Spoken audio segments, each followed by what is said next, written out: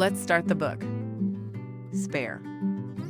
Introduction: The Boy Who Walked Behind the Coffin. This is a profoundly intimate exploration of grief, duty, and the desperate search for personal freedom within the world's most famous and rigid institution. Stripping away the royal veneer, the narrative reveals the raw, emotional journey of a man fighting to reclaim his own identity from a relentless media machine and a family bound by centuries of tradition. It is a powerful testament to the enduring scars of childhood trauma and the immense courage required to finally walk away and author your own story. Point 1. The Golden Heir and the Shadowy Spare. The title of this story is not merely a catchy phrase or a clever marketing hook. It is the defining reality of a life lived entirely in the background. From the moment he took his first breath, his purpose was explicitly defined by his proximity to the British throne. The concept of the heir and the spare is an ancient royal tradition, but for a young boy growing up in the modern era, it was a heavy psychological garment to wear. He was the backup plan, the understudy, the contingency in case something catastrophic happened to his older brother. The narrative reveals that on the very day of his birth, his father supposedly looked at his mother and declared that she had given him an heir and a spare, meaning his work was done. This was the environment, the foundational soil, in which a young prince was planted. Growing up behind the gilded gates of royal estates, the physical and emotional divisions between the two brothers were subtly reinforced at every turn. In the grand houses they inhabited, the older brother often received the larger, more luxurious rooms, while the younger was relegated to smaller, less prominent spaces.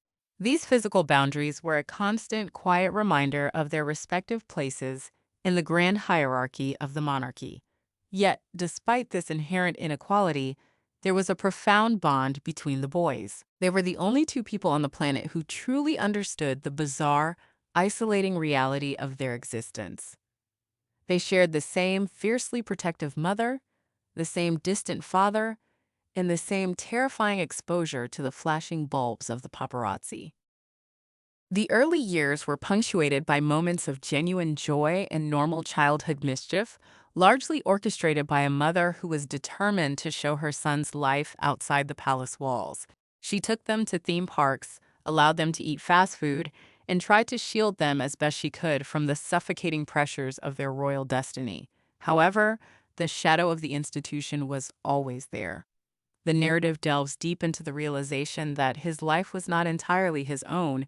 He grew up with the underlying unspoken understanding that his physical body was essentially a reservoir of spare parts, organs, blood, bone marrow, should his older brother ever fall ill. It is a staggering burden for a child to comprehend that their ultimate value might lie in their physical utility to someone deemed more important by the state.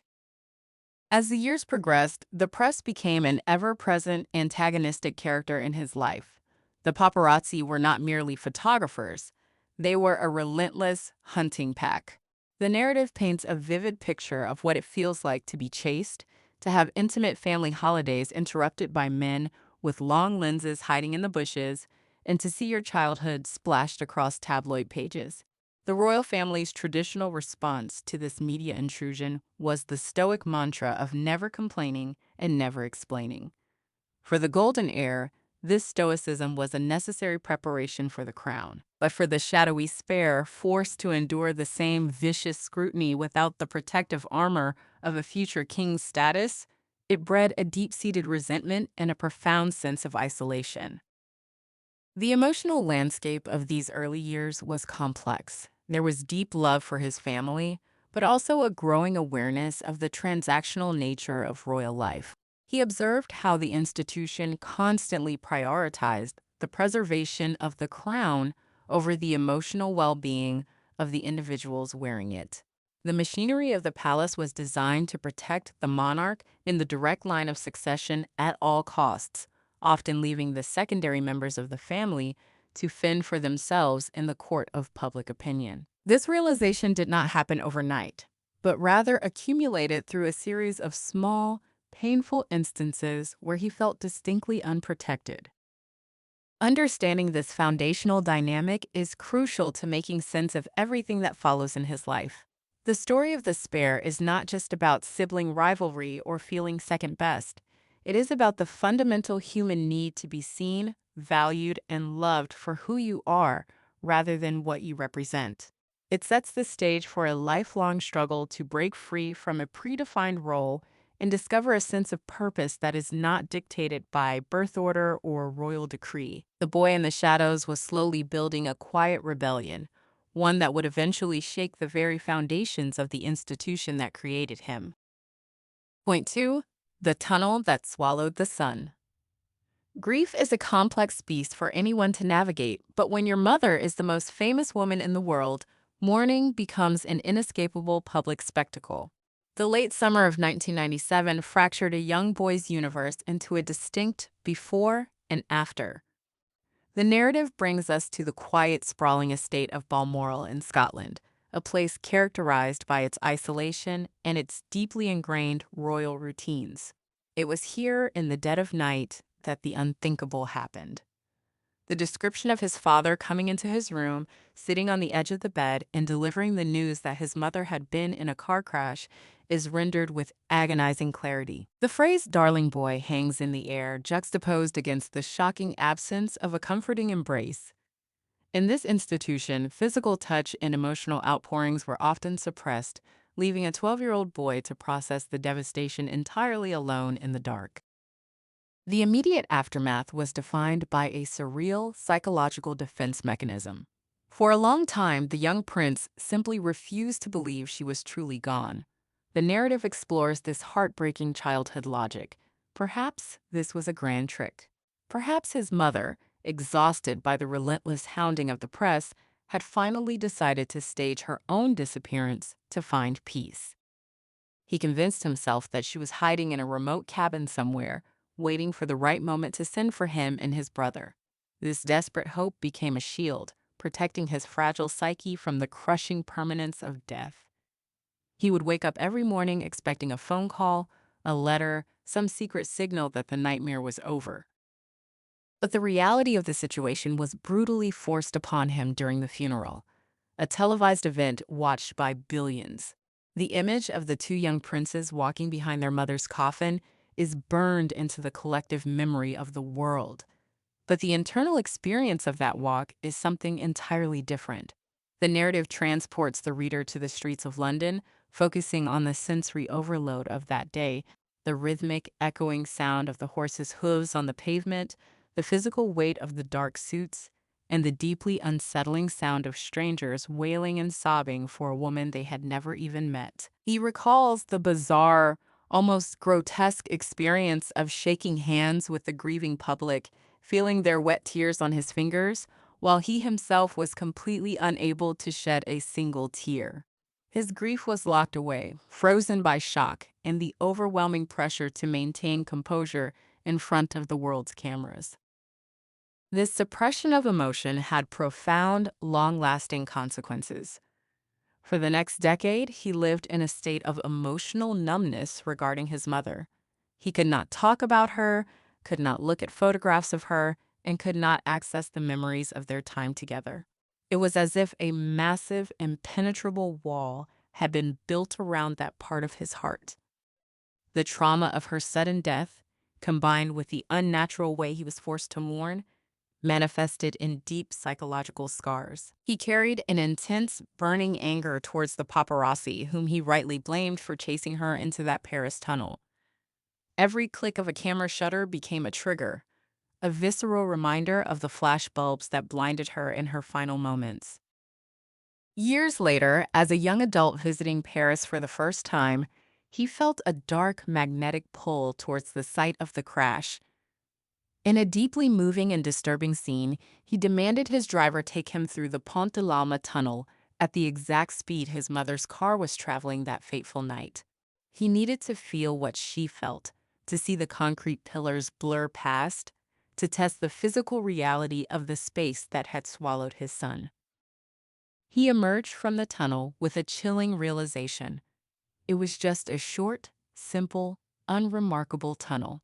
There was no inherent danger, no treacherous curve that made it a death trap.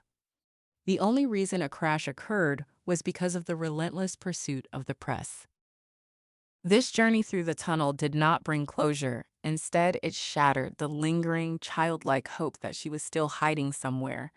It was the moment the permanence of her death finally, brutally settled into his bones. The loss of his mother became the central, defining wound of his life, a traumatic epicenter from which all his future struggles with anxiety, anger, and the search for identity would radiate.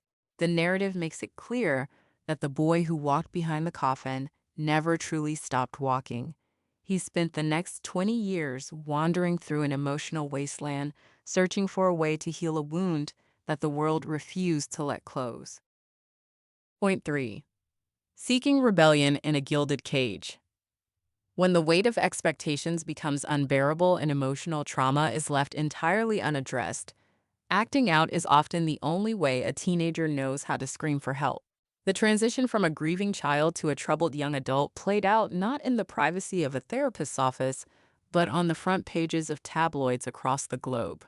The narrative follows him into the prestigious halls of Eton College, a place steeped in centuries of academic tradition where he felt profoundly out of place. While his older brother seemed to navigate the academic rigors and social expectations with relative ease, he felt academically inadequate, constantly struggling to keep up.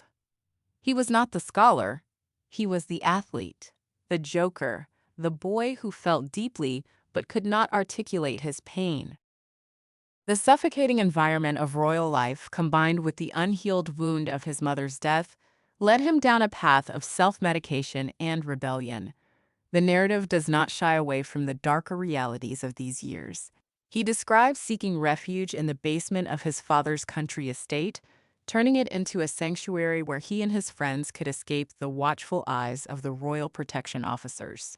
Here, the scent of weed mingled with the loud music, providing a temporary, hazy relief from the relentless pressure of his existence. He admits to dabbling in cocaine, not out of a desire for a euphoric high, but as a desperate attempt to feel different, to alter his reality, to numb the lingering ache of grief that he still refused to look at directly. His relationship with the press during this period devolved into outright warfare. The paparazzi were no longer just an annoyance, they were active antagonists, hunting him outside nightclubs, intentionally provoking him to get a lucrative reaction shot. The narrative details the physical altercations, the moments where his suppressed anger boiled over, resulting in scuffles with photographers that were instantly splashed across the morning papers. Every mistake, every drunken stumble, every moment of teenage poor judgment was magnified and monetized by the British media. He was painted as the party prince, a caricature of a wild, out-of-control royal, completely devoid of the context of a young man drowning in an ocean of unresolved trauma. Perhaps the most infamous incident of his youth, wearing a Nazi uniform to a costume party, is addressed with raw honesty and deep shame. The narrative provides the context not as an excuse, but as an explanation of the staggering lack of judgment and the chaotic environment in which the decision was made. He details visiting a costume shop, narrowing the choices down to 2 outfits, and seeking the opinion of his brother and his brother's future wife. They howled with laughter at the Nazi uniform, encouraging him to wear it. The fallout was catastrophic. The image was leaked to the press, sparking international outrage. He describes the aftermath as one of the darkest periods of his life, feeling a profound sense of self-loathing and a desperate wish to disappear entirely. What is strikingly absent during these turbulent years is any meaningful psychological intervention from the institution.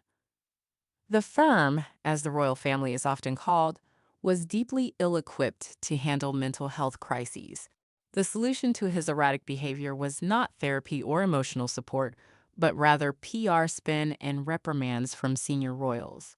He was sent to visit a rehabilitation center for a day, not to get help for himself, but as a public relations exercise orchestrated by his father's office to show that the prince was being taught a lesson. This transactional approach to his well-being further alienated him from his family.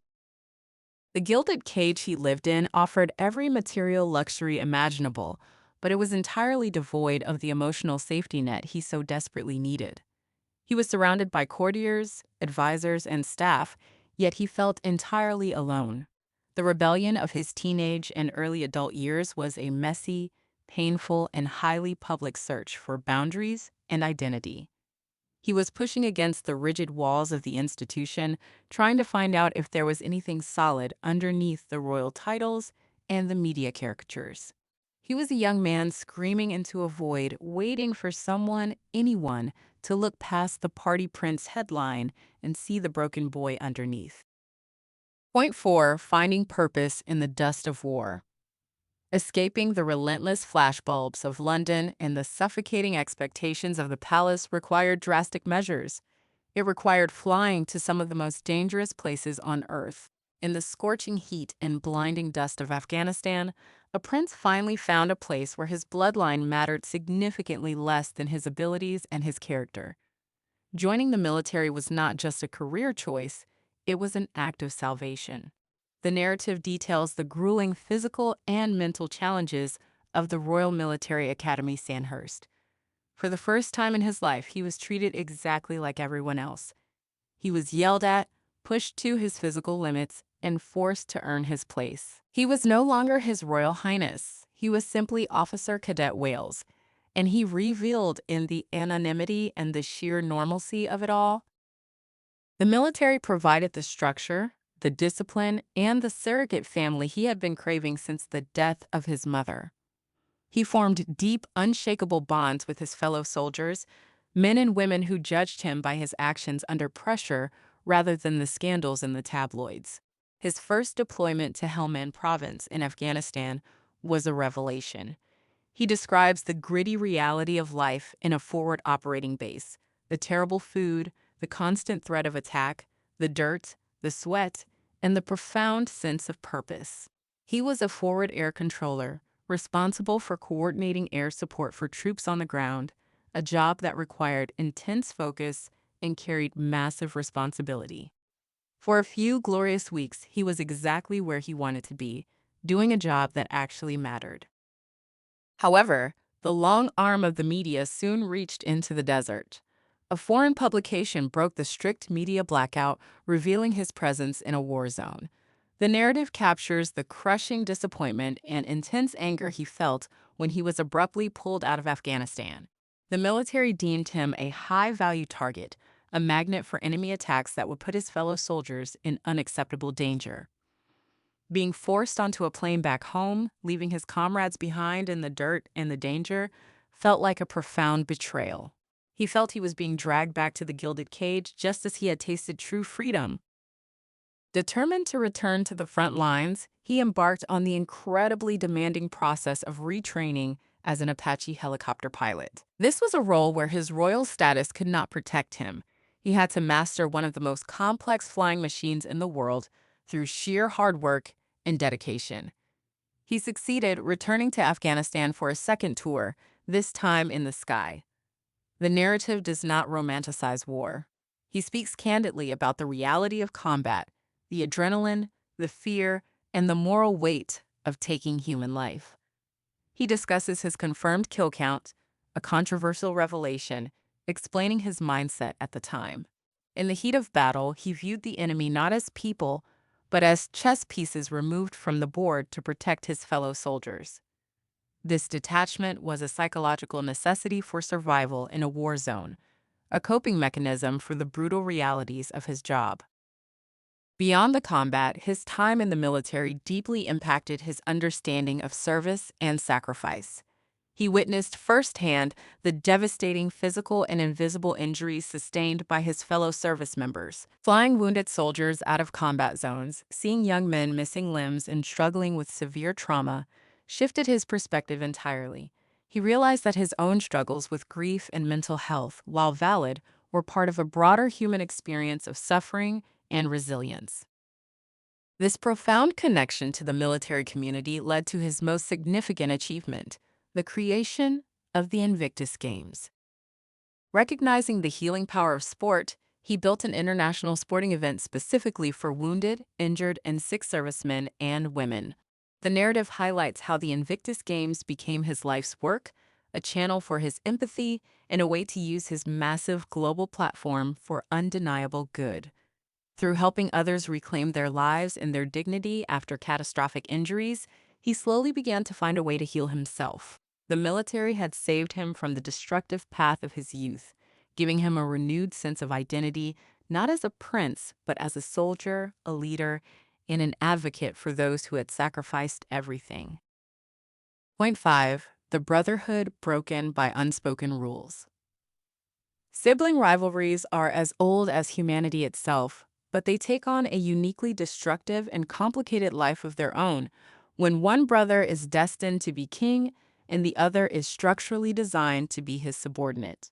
The bond that once seemed unbreakable, forged in the fires of their shared childhood trauma, slowly eroded under the crushing pressure of the institution and the relentless machinations of the royal public relations machine. The narrative peels back the curtain on the complex, often heartbreaking dynamic between Willie and Harold as they affectionately, and sometimes bitterly, called each other. The physical distance between them started early, notably during their time at Eton. The younger brother arrived at the school hoping for a reunion, a continuation of their close childhood bond, only to be told by the older brother to pretend they didn't know each other. It was a sharp, painful rejection, a clear signal that the heir was beginning to separate himself to establish his own identity free from the baggage of his troubled younger sibling. This pattern of distancing only grew more pronounced as they entered adulthood. While they shared the same grief over their mother, they adopted vastly different coping mechanisms.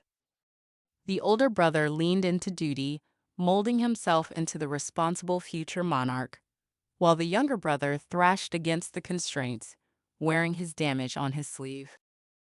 The relationship with their father, the Prince of Wales, further complicated the brotherly dynamic. The narrative portrays a father who was not devoid of love but who was tragically emotionally stunted, preferring to leave poignant handwritten notes on their pillows rather than engage in face-to-face emotional conversations. The introduction of Camilla, the woman who had been a shadowy presence throughout their parents' marriage, was a bitter pill to swallow. Both brothers privately begged their father not to marry her, fearing she would become the wicked stepmother of tabloid lore. Despite their pleas, the marriage went ahead, and the narrative details the uneasy forced integration of this new figure into their fractured family. The true poison in the Brotherhood, however, was the invisible war waged by the various royal households and their respective communication teams. The institution operates on a system of fierce self-preservation, where different royal courts compete for positive press coverage. The narrative makes the explosive claim that their father's PR team actively leaked negative stories about the two brothers to the tabloids in order to improve his own public image and soften the ground for Camilla's acceptance. When the younger brother realized that his own family's staff was feeding him to the media wolves to protect the heir and the monarch, a profound sense of paranoia and betrayal took root. As the older brother married and established his own family, the dynamic shifted from a duo to an uncomfortable trio and eventually to a fractured quartet. The younger brother initially loved his sister-in-law, viewing her as the sister he never had, but the media constantly pitted them against each other. The institution's unspoken rule was clear: the heir and his wife must always shine the brightest. If the spare or his future partner ever threatened to eclipse them in popularity, the machinery of the palace would swiftly intervene to restore the hierarchy. The breaking point of this brotherhood was not a single event, but a slow, agonizing accumulation of grievances, misunderstandings, and a fundamental lack of communication. The narrative culminates in a shocking physical altercation at Nottingham Cottage. During a heated argument about the younger brother's new American wife, whom the older brother had labeled difficult and rude, the tension exploded. The older brother, consumed by anger and the stress of his future role, grabbed the younger brother by the collar, ripped his necklace, and knocked him to the floor, shattering a dog bowl under his back. This violent outburst was the physical manifestation of years of suppressed resentment and the toxic pressure cooker of royal life. It shattered the illusion of the unbreakable brotherly bond. The heir had physically overpowered the spare, a stark, painful metaphor for the reality of their entire lives. The realization that his brother was fully captured by the institution, willing to parrot the tabloid narratives and resort to violence, marked the tragic end of their closeness and the beginning of an irreversible fracture. Point 6. A whirlwind romance under a vicious spotlight. Love often arrives when we least expect it, but for a senior member of the British royal family, romance is never merely a private affair. It is an international event. Meeting a charismatic, independent American actress brought a sudden, vibrant burst of color into a famously gray and rigid institution, but it also ignited a firestorm that no one could have fully anticipated. The narrative shifts in tone, capturing the modern, almost ordinary way their love story began, scrolling through an Instagram feed and being captivated by a brief video. A secret meeting at Soho House in London followed, characterized by instant electric chemistry and deep, engaging conversations that stretched for hours. To protect their fragile new connection from the ravenous British press, they sought refuge in the African bush. The trip to Botswana is described as a magical, transformative period. Sleeping under the stars in a tent, surrounded by the raw beauty of nature, they fell deeply in love. Stripped of their titles, their fame, and the noise of the outside world, they connected on a fundamental human level. They shared their hopes, their traumas, and their visions for the future. It was a brief, idyllic window of pure freedom before the harsh reality of his world came crashing down upon them. When the news of their relationship inevitably leaked, the reaction of the British tabloids was unprecedented in its ferocity and its thinly veiled racism. The narrative details the shock and horror of seeing the woman he loves subjected to vicious, coordinated attacks that criticized everything from her heritage to her career. He expected the institution, his family, to step in to issue statements of condemnation to protect her as they had protected others in the past. Instead, he was met with a deafening, terrifying silence. The age-old royal mantra of never complain, never explain was weaponized against them. He was told by senior royals that the media abuse was simply a rite of passage that all royal partners had to endure, completely ignoring the dangerous racial undertones that made this situation entirely unique. The lead-up to their spectacular royal wedding, watched by millions around the globe, was fraught with intense behind-the-scenes drama. The narrative exposes the petty yet deeply damaging conflicts that arose within the family. Tensions flared over seemingly trivial matters, such as the fitting of bridesmaids' dresses and the sharing of lip gloss, highlighting the growing friction between the two royal couples. A highly publicized disagreement left his future bride in tears on the floor, yet the press miraculously received a leaked, inverted version of the story, claiming the American actress had made the future queen cry. The palace's refusal to correct this false narrative, despite knowing the truth, was a glaring indication that the institution was willing to sacrifice her reputation to protect the heir's wife.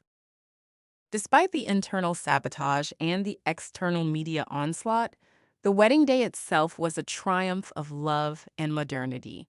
A gospel choir sang in St. George's Chapel, an American bishop delivered a passionate sermon, and the couple looked radiant.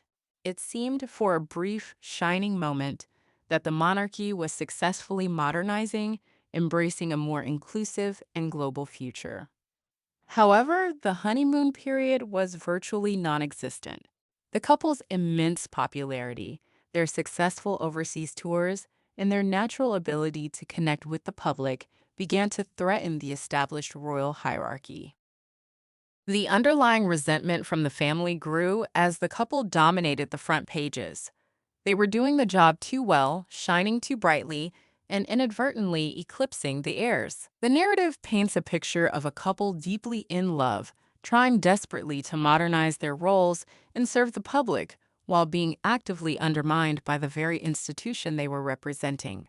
The vicious spotlight of the press, fueled by leaks from within the palace walls, began to take a severe toll on their mental health. The fairy tale romance was rapidly turning into a psychological thriller, and the prince realized with growing dread that the machinery that had failed to protect his mother was now turning its gears toward his wife. Point 7. The conclusion. The instinct for survival is the most powerful force in nature. And when a man is forced to choose between the ancient, unyielding institution he was born into and the fragile, beautiful family he has created, the choice ultimately becomes absolutely clear. Walking away from the only life, the only country, and the only identity he had ever known was the hardest, most agonizing, yet most profoundly necessary decision of his entire life. The narrative reaches its emotional climax not in a grand royal palace, but in the dark, quiet corners of a London theater, where the true cost of their royal existence was laid bare. The turning point was a moment of terrifying darkness. While heavily pregnant with their first child, his wife confessed to him that she was experiencing active suicidal ideation. She calmly and methodically explained that the only reason she hadn't acted on it was because she didn't want him to lose another woman he loved. The narrative captures the sheer, paralyzing terror of that moment. The horrifying realization hit him with the force of a freight train. History was repeating itself. The media machinery was destroying his wife just as it had destroyed his mother, and the institution was standing by, watching it happen. Desperate, they sought help from the palace's human resources department, begging to be allowed to seek inpatient psychiatric care. In a staggering display of bureaucratic coldness, they were flatly denied, told that it wouldn't look good for the institution. This was the moment the final illusion shattered. The firm was not a family, it was a corporation, and they were expendable assets. They realized that if they stayed, they would not survive. The decision to step back from their roles as senior working royals, a move the press swiftly dubbed Mexit, was not an act of petulant rebellion, but a desperate, necessary evacuation to save their lives. The aftermath of their announcement led to the infamous Sandringham Summit, a crisis meeting convened by the Queen.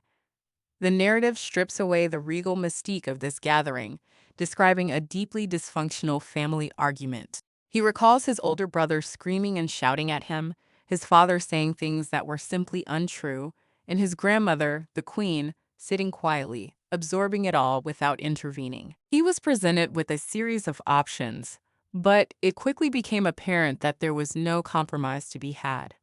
The institution demanded full compliance and continued submission to the media game or complete exile. They chose exile. The transition was brutal. They fled first to Canada, seeking a quiet refuge, only to have their location leaked to the press by the tabloids. In a deeply vindictive move, the palace abruptly stripped them of their internationally protected security detail, leaving them entirely vulnerable in a foreign country amidst a barrage of death threats. The frantic scramble to find safe housing and private security led them to California, temporarily sheltering in a home provided by a sympathetic friend, Tyler Perry.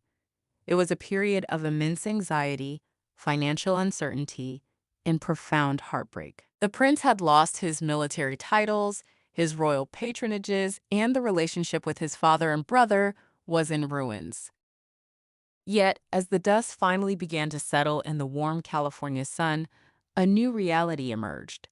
The concluding chapters reflect on the profound, quiet peace that comes with finally taking ownership of your own life. He was no longer the shadowy spare waiting in the wings for a tragedy to give him purpose. He was a husband, a father, and a man who had fought a terrifying battle against a monolithic system and survived. The book ends not with bitterness, but with a sense of hard-won liberation. The boy who walked silently behind his mother's coffin had finally found his voice. Breaking the chains of royal duty cost him almost everything he had ever known, but in return he gained the one thing the institution could never give him: his freedom.